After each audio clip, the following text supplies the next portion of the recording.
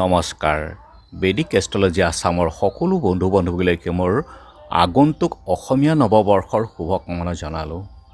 আগন্তুক নৱবৰ্ষ অৰ্থাৎ 1433 ভাস্কৰাব্দ 1948 শকাব্দ আৰু ইংৰাজীৰ 2026 27 চনটো সকলো ভাতৃ ভগ্নী বন্ধু বান্ধৱী পিতৃ মাতৃ জ্যেষ্ঠজনলৈ আৰু মৰমৰ মইনাহঁতৰ সকলোৰে গ্ৰহদোষ কালদোষৰ পৰা মুক্ত হৈ এটা সুন্দৰ বৰ্ষ হৈ উঠক, এয়াই মোৰ প্ৰভুৰ ওচৰত প্ৰাৰ্থনা।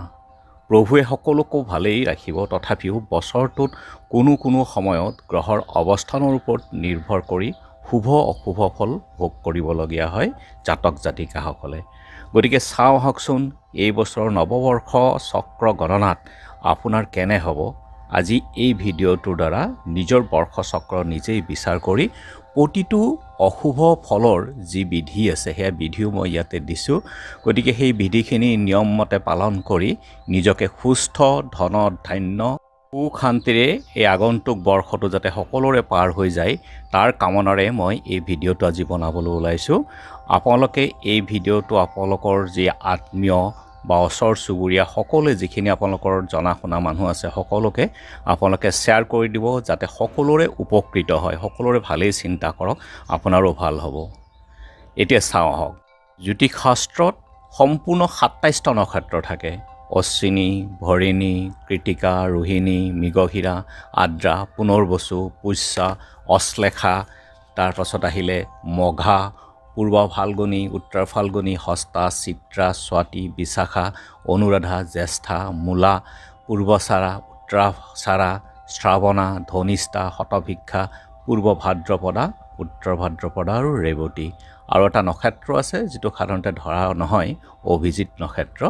গতিকে 27টা নক্ষত্ৰৰ আকৌ 4টাকৈ চৰণ থাকে। প্ৰথম চৰণ, দ্বিতীয় চৰণ, তৃতীয় চৰণ। প্ৰত্যেকটো ৰাশিয়েই জন্মজাতকৰ সেইদিনাখন কোনটো নক্ষত্ৰৰ কি চৰণত জন্ম হৈছে তাৰ চৰণৰ ওপৰত নিৰ্ভৰ কৰি 3টা নক্ষত্ৰৰ চৰণৰ ওপৰত আদ্য আখৰ নিৰ্ণয় কৰা হয়। এতিয়া ধৰোঁ মেষ ৰাশিত অশ্বিনী নক্ষত্ৰৰ 4টা চৰণ, ভৰণী নক্ষত্ৰৰ 4টা চৰণ আৰু কৃতিকা নক্ষত্ৰৰ এটা চৰণ আছে। গতিকে মুঠতে 3টা নক্ষত্ৰ ইয়াতে আছে।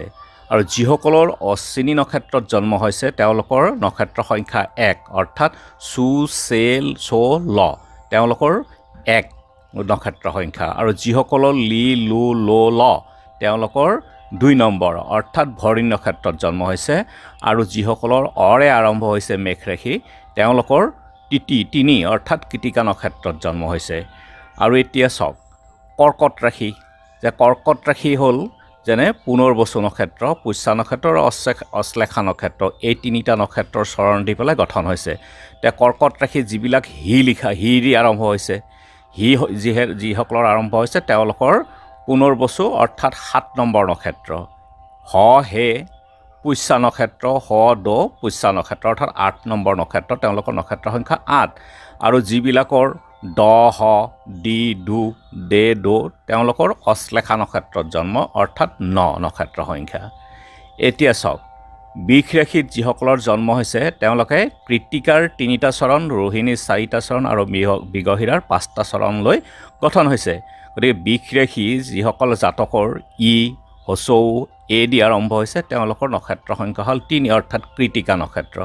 আৰু যিসকলৰ অ ব বি ভু উ ৰ তেওঁলোকৰ হ'ল ৰোহিণী, অৰ্থাৎ নক্ষত্ৰ সংখ্যা হ'ল 4। আৰু যিসকলৰ বে ব তেওঁলোকৰ নক্ষত্ৰ সংখ্যা হ'ল 5, অৰ্থাৎ মৃগশিৰা।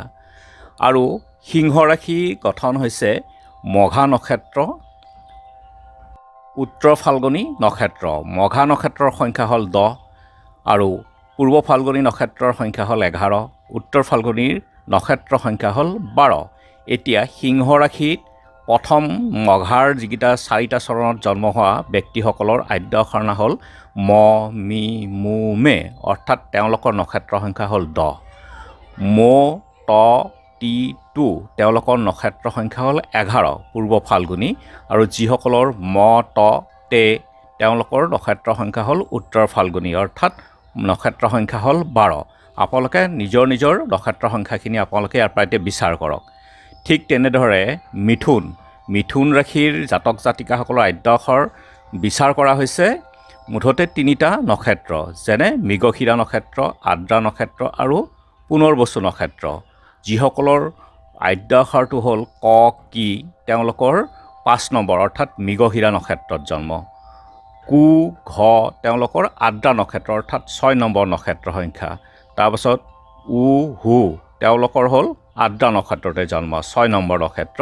আৰু যিসকলৰ কে, কৌ, চ, ঘ তেওঁলোকৰ হ'ল পুনৰবসু অৰ্থাৎ 7 নম্বৰ নক্ষত্ৰত তেওঁলোকৰ জন্ম হৈছে।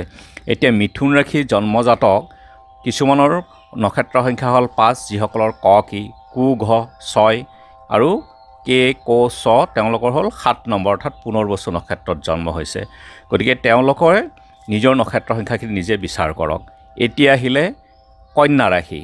কন্যা ৰাশি যি গঠন হৈছে উত্তৰ ফাল্গুনী, তাৰপাছত হস্তা আৰু চিত্তা নক্ষত্ৰ, এই 3টা নক্ষত্ৰৰ চৰণ দি গঠন হৈছে।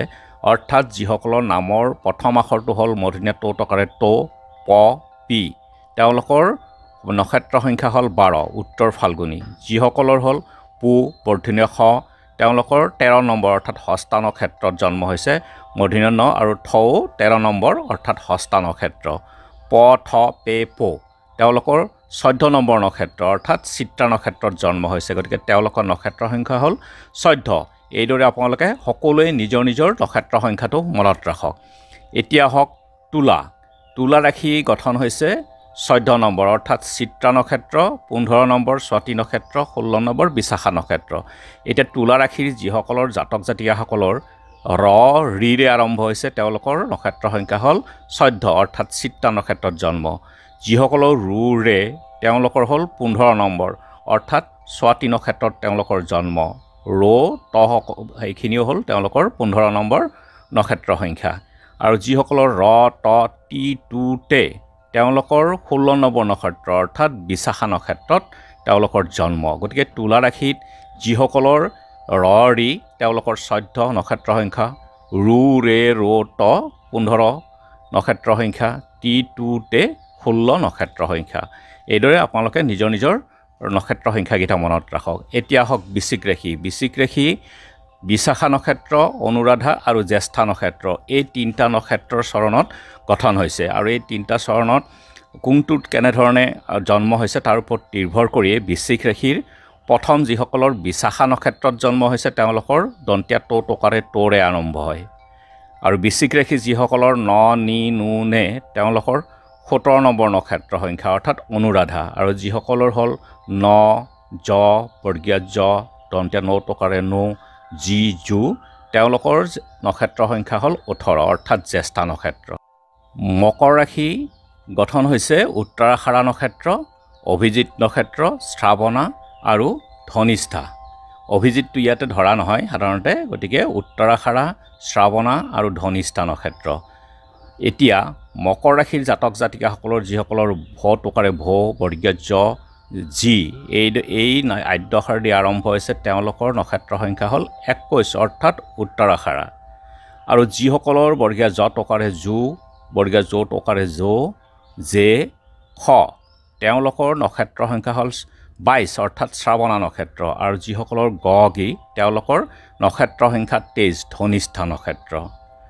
ঠিক সেইদৰে কুম্ভ ৰাশিৰ জাতক জাতিকাসকলৰ নামৰ আদ্য অক্ষৰ বিচাৰ কৰা হয় সাধাৰণতে 23 নম্বৰ অৰ্থাৎ ধনিষ্ঠা নক্ষত্ৰ। তাৰপাছত আহিলে শতভিষা নক্ষত্ৰ 24 আৰু আহিলে পূৰ্ব ভাদ্ৰপদা নক্ষত্ৰ 25 নক্ষত্ৰ সংখ্যা। গতিকে কুম্ভ ৰাশিৰ জাতক জাতিকাসকলৰ যিসকলৰ গু, গে তেওঁলোকৰ নক্ষত্ৰ সংখ্যা হ'ল 23, গো দন্তীয় শ তেওঁলোকৰ নক্ষত্ৰ সংখ্যা হ'ল 24, গিউ সু নক্ষত্ৰ সংখ্যা 24, দন্তীয়া শ মধিনা শ টেকাৰে সে আৰু মদিনা সুত অকাৰে সো দ শ তালিব্য শ এই গোটেইখিনি নক্ষত্ৰ সংখ্যা হ'ল 25 অৰ্থাৎ পূৰ্ব ভাদ্ৰপদা। ঠিক তেনেদৰে ধনুষ ৰাশিৰ জন্মজাতকসকলৰ নক্ষত্ৰ হ'ল মূলা, পূৰ্বষাঢ়া আৰু উত্তৰাষাঢ়া। ধনুষ ৰাশিৰ যিসকল জাতকৰ বৰ্গীয়া জ টেকাৰে জে, জো, ভ, ভিৰে আৰম্ভ হৈছে তেওঁলোকৰ নক্ষত্ৰ সংখ্যা হ'ল 19। আৰু যিসকলৰ ভূ, ধ, ফ, চ তেওঁলোকৰ নক্ষত্ৰ সংখ্যা হ'ল 20 পূৰ্বষাঢ়া নক্ষত্ৰ। আৰু ধ, ফ, ভ ভে 21 অৰ্থাৎ উত্তৰাষাঢ় নক্ষত্ৰ। গতিকে আপোনালোকে এনেদৰে নিজৰ নিজৰ ৰাশি অনুসৰি আপোনালোকৰ নক্ষত্ৰ সংখ্যাটো বিচাৰ কৰক। তাৰ পাছত আহোঁ এতিয়া মীন ৰাশি। মীন ৰাশি হ'ল আপোনাৰ পূৰ্ব ভাদ্ৰপদা, উত্তৰ ভাদ্ৰপদা আৰু ৰেৱতী, এই তিনিটা নক্ষত্ৰৰে গঠন হৈছে মীন ৰাশি। ইয়াৰে পূৰ্ব ভাদ্ৰপদা নক্ষত্ৰ যিসকলৰ দি আৰম্ভ হৈছে ডিৰে, গতিকে ধৰক ডিম্বেশ্বৰ বা দিবাকৰ, তেওঁলোকৰ নক্ষত্ৰ সংখ্যা হ'ল 25 পূৰ্ব ভাদ্ৰপদা। আৰু যিসকলৰ দন্তীয়া দ টকাৰে দু, খ, জ, ন্য এইকেইটাৰে আৰম্ভ হৈছে তেওঁলোকৰ হ'ল 26 অৰ্থাৎ উত্তৰ ভাদ্ৰপদা। আৰু যিসকলৰ দ, ছ, দে, দো, ছ, চিৰে আৰম্ভ হৈছে তেওঁলোকৰ নক্ষত্ৰ সংখ্যা হ'ল 27 অৰ্থাৎ ৰেৱতী নক্ষত্ৰ। গতিকে এতিয়া আপোনালোকে ইয়াৰ পৰা নিজৰ নক্ষত্ৰ সংখ্যাখিনি বাছি উলিয়াওক। আপোনালোকে এই তালিকাখন এতিয়া লক্ষ্য কৰক। বৰ্ষচক্ৰ গণনা কৰা হৈছে আৰু তাৰে 9টা ভাগত ভাগ কৰা হৈছে 27টা নক্ষত্ৰ। গতিকে এটা ভাগত 3টাকৈ নক্ষত্ৰ পৰিছে। প্ৰথম ভাগটোত আপুনি চাব পৰ্বতে পৰিছে। পৰ্বতে অৰ্থাৎ যিসকলৰ জন্ম নক্ষত্ৰ ৰেৱতী, অশ্বিনী 1 আৰু 2 নম্বৰ হ'ল ভৰিণী, তেওঁলোকৰ ক্ষেত্ৰত এইবছৰ ফলং ধনাগমহ। এইবাৰ বৰ্ষচক্ৰ গণনাত তেওঁলোকৰ শুভ হয়, দান দক্ষিণা এই ক্ষেত্ৰত নাই। দ্বিতীয় ভাগটো হ'ল স্বৰ্গে।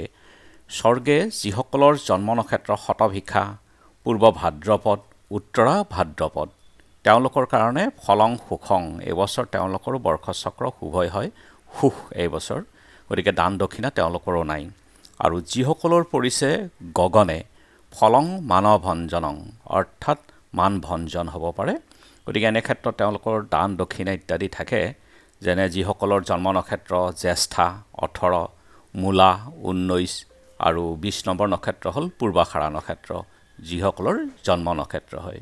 চতুৰ্থ ভাগটো হ'ল চক্ৰে অৰ্থাৎ যিসকলৰ জন্ম নক্ষত্ৰ 3 কৃতিকা নক্ষত্ৰ, 4 ৰোহিণী নক্ষত্ৰ, 5 জন্ম নক্ষত্ৰ হ'ল মৃগশিৰা। এইসকল লোকৰ এইবাৰ ছত্ৰে ভাগত পৰিছে। ফলং দৰিদ্ৰতা, অলপ আৰ্থিক কষ্ট হ'ব পাৰে, পইচা পাতিৰ কিছু কষ্ট হ'ব পাৰে। তো এনে ক্ষেত্ৰত দান দক্ষিণা আছে, আপোনালোকক মই পাছত আলোচনা কৰি আছোঁ। আৰু পঞ্চম ভাগটো হ'ল ক্ৰ'ৰে অৰ্থাৎ যিসকলৰ জন্ম নক্ষত্ৰ 21, 22, 23, 21 হ'ল উত্তৰাষাঢ়া, 22 হ'ল শ্ৰাৱণা, 23 হ'ল ধনিষ্ঠা। এই জন্ম নক্ষত্ৰত যিসকলৰ জন্ম হৈছে তেওঁলোকৰ ক্ৰ'ৰে ভাগত পৰিছে। ফলং সৰ্ব সুখং, মানে এইবছৰ সৰ্বসুখেই হয়, দান দক্ষিণা নাই। আৰু যিসকলৰ ষষ্ঠ ভাগটো হ'ল সংখে, যিসকলৰ জন্ম নক্ষত্ৰ 15, 16, 17 অৰ্থাৎ স্বাতী নক্ষত্ৰত জন্ম হৈছে যিসকলৰ, বা বিশাখা নক্ষত্ৰ বা অনুৰাধা নক্ষত্ৰ, তেওঁলোকৰ ক্ষেত্ৰত ফলং মহতী লক্ষ্মী। আৰু সপ্তম ভাগটো হ'ল সমুদ্ৰে। সমুদ্ৰে যিসকলৰ জন্ম নক্ষত্ৰ 6, 7 আৰু 8 অৰ্থাৎ আদ্ৰা নক্ষত্ৰত জন্ম, পুনৰ্বসু নক্ষত্ৰ আৰু পুষ্য নক্ষত্ৰত যিসকলৰ জন্ম, তেওঁলোকৰ বৰ্ষচক্ৰ গণনা হ'ল ফলং ভাসনং অৰ্থাৎ কামবোৰ সম্পূৰ্ণ হৈ নুঠে, ইফালে সিফালে সময় নষ্ট হয়, অবাবত ঘূৰি ফুৰা, এনেধৰণৰ সময় নষ্ট হয় সমুদ্ৰে ভাগত, ফলং ভাসনং। গতিকে এনে ক্ষেত্ৰত আপোনালোকৰ দান দক্ষিণা থাকিব। দান দক্ষিণাৰ দ্বাৰা গ্ৰহৰ দোষসমূহ আপোনালোকে আঁতৰাব পাৰিব বা গ্ৰহৰ দোষৰ পৰা কিছু মুক্ত হৈ থাকিব পাৰিব। আৰু যিসকলৰ অষ্টম ভাগটো হ'ল ধাৰণ্যং অৰ্থাৎ যিসকলৰ জন্ম নক্ষত্ৰ 9 হ'ল অশ্লেষা, 10 হ'ল মঘা আৰু 11 হ'ল পূৰ্ব ফাল্গুনী, তেওঁলোকৰ ফলং পুত্ৰ সম্পত্তি অৰ্থাৎ পুত্ৰ সম্পত্তি যিসকলে আশা কৰি আছে তেওঁলোকে এইবছৰ আশা পূৰ্ণ হোৱাৰ পথত। আৰু নৱম ভাৱটো হ'ল আপোনাৰ ৰসাতলে পৰিছে অৰ্থাৎ যিসকলৰ জন্ম নক্ষত্ৰ 12 আৰু 13, 14, 12 হ'ল উত্তৰা ফাল্গুনী, 13 হ'ল হস্তা আৰু 14 হ'ল চিত্ৰা, তেওঁলোকৰ ফলং মৰণং অৰ্থাৎ কিছু ৰোগ ব্যাধি এনেকৈ ধৰণৰ কিছু কষ্ট ভোগ কৰিব লগা হ'ব পাৰে গ্ৰহৰ এই সন্নিৱেশৰ কাৰণে। গতিকে এনে ক্ষেত্ৰত আপোনালোকৰ দান দক্ষিণাৰ দ্বাৰা এই গ্ৰহৰ প্ৰভাৱৰ পৰা মুক্ত হৈ থাকিব পাৰিব। এতিয়া চাওক বৰ্ষচক্ৰ ফলং স্বৰ্গে চ সুখমা প্লৌতি পৰ্বতে চ ধনাগমঃ চক্ৰে দৰিদ্ৰতামেতি সমুদ্ৰে ভাসনম ফলং ধাৰণ্যং পুত্ৰ সম্পত্তি মৰণাংশ ৰসাতলে শংখে লক্ষ্মী গৰ্গনে মানভঞ্জনং ক্ৰোড়ে সুখমা প্লতি বৰ্ষ চক্ৰস্য লক্ষণম। এই বৰ্ষ দুখৰ পৰা মুক্ত হৈ থাকিবৰ কাৰণে শাস্ত্ৰত কিছুমান বিধি দিছে, যেনে ছত্ৰে ছত্ৰং পদাব্যং সমুদ্ৰে সুশস্যক ৰজতং হেমবস্ত্ৰঞ্চ তাম্ৰঞ্চ গগনে তথা ঘৃততণ্ডুলপূৰ্ণঞ্চ কুম্ভং দদাত ৰসাতলে। অৰ্থাৎ নিজ জন্ম নক্ষত্ৰৰ সংখ্যা বৰ্ষচক্ৰত যদি পৰিছে তেনেহ'লে আপোনালোকে বহাগৰ 7 দিন দিলে ভাল, 7 দিনৰ ভিতৰত, নহ'লে 15 দিনৰ ভিতৰত দিলেও ভাল, ছত্ৰদান কলা ছাতি দান কৰিব লাগে। আৰু যিসকলৰ সমুদ্ৰ ভাগত পৰিছে তেনেহ'লে তেওঁলোকে শস্য দান কৰিব লাগে, যিকোনো সুশস্য, ধান, ঘেঁহু বা মাহ, মগু ইত্যাদি দিব পাৰে। আৰু যিসকলৰ ৰসাতল ভাগত পৰিছে তেওঁলোকে এটা ঘিউ চাউল ভৰ্তি সোণৰ কলহ দিব লাগে। সোণৰ কলহটো দিয়াটো মানে নোৱাৰিব, গতিকে এনে ক্ষেত্ৰত আপোনালোকে চাউল আৰু সোণৰ মূল্য দিব লাগে। গগন ভাগত যিসকলৰ পৰিছে তেওঁলোকে ৰূপ, সোণ, কাপোৰ আৰু তাম ভক্তিভাৱে সূৰ্য বিপ্ৰ ব্ৰাহ্মণক, অৰ্থাৎ সূৰ্য বিপ্ৰ ব্ৰাহ্মণ মানে হ'ল গণককহে দান কৰিব লাগে। অথবা যিসকলৰ ওচৰত তেনেকুৱা নৱগ্ৰহ মন্দিৰ আছে তেওঁলোকে নৱগ্ৰহ মন্দিৰতে দানখিনি দিব, অশুভ বৰ্ষদোষ নাশ হ'ব আৰু লগতে দক্ষিণা দিব লগা হয়। এইবছৰ এই গ্ৰহৰ সন্নিৱেশৰ কাৰণে 12টা ৰাশিৰ আয় ব্যয় কেনে হ'ব আপোনালোকৰ আজি চাওঁ আহক। প্ৰথমতে আমি আহোঁ মেঘ ৰাশি। মেঘ ৰাশিৰ ক্ষেত্ৰত দেখা গৈছে যে আয় 5 গুণ হ'ব, ব্যয় 1 গুণহে হ'ব, স্থিতি 4 গুণ হ'ব। বৃষ ৰাশিৰ ক্ষেত্ৰত দেখা গৈছে আয় 2 গুণ আৰু ব্যয়ো 2 গুণ, গতিকে স্থিতি 0। মিথুন ৰাশিৰ 8 গুণ আয়, 1 গুণ ব্যয়, 7 গুণ স্থিতি। কৰ্কট ৰাশিৰ 2 গুণ আয়, 1 গুণ খৰচ আৰু 1 গুণ স্থিতি। সিংহ ৰাশিৰ 11 গুণ আয়, 0 গুণহে ব্যয় আৰু 11 গুণেই স্থিতি। কন্যা 8 গুণ আয়, 1 গুণ ব্যয়, 7 গুণ স্থিতি। তুলা 2 গুণ আয়, 2 গুণ ব্যয়, 0 স্থিতি। বৃশ্চিক 5 গুণ আয়, 1 গুণ ব্যয় আৰু 4 গুণ স্থিতি। ধনুক ৰাশিৰ 11 গুণ আয়, 1 গুণ ব্যয়, 10 গুণ স্থিতি। মকৰ 5 গুণ আয়, 2 গুণ ব্যয়, 3 গুণ স্থিতি। কুম্ভ 5 গুণ আয়, 2 গুণ ব্যয়, 3 গুণ স্থিতি। আৰু মীন ৰাশিৰ ক্ষেত্ৰত 11 গুণ আয়, 1 গুণ ব্যয়, 10 গুণ স্থিতি। গতিকে এই আগন্তুক নৱবৰ্ষটোত সকলোৱে সুখী থাকক আৰু সকলোৰে মনোবাঞ্ছা পূৰ্ণ হওক, তাৰে কামনাৰে প্ৰভুৰ ওচৰত মোৰ প্ৰাৰ্থনা। ওম সৰ্বে ভৱন্তু সুখিনা, সৰ্বে সন্তু নিৰাময়া, সৰ্বে ভদ্ৰাণি পশ্যন্তু মা কশ্চিৎ দুৰ্ভোগ ভৱেৎ। ওম শান্তি শান্তি শান্তি। ধন্যবাদ।